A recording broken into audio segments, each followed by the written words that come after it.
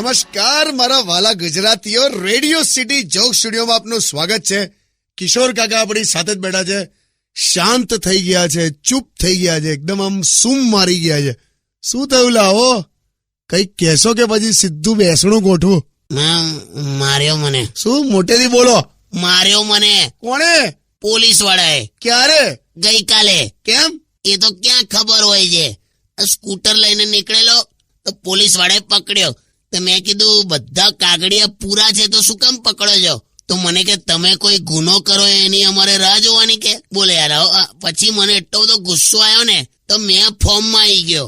પણ કેવું પડે, મારો જે ગુસ્સો હતો ને એ એક જ મિનિટમાં એમણે શાંત કરી દીધો. અચ્છા, કઈ રીતે? હીપ દઈને દંડો મારી દીધો ને મને.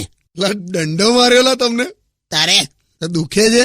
ના, આ લોકો છે ને પહેલા લોકલ એનેસ્થેસિયાનું ઇન્જેક્શન આપે અને પછી મારે. એવું ના હોય યાર. તો શું કામ પૂછે છે? પણ દુખતું જ હોય ને બળદિયા.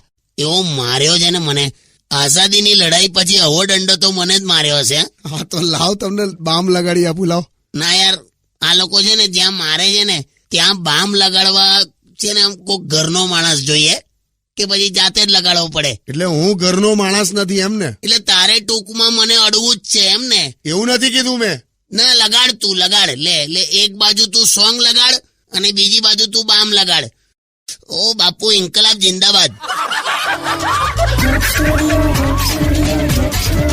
Only on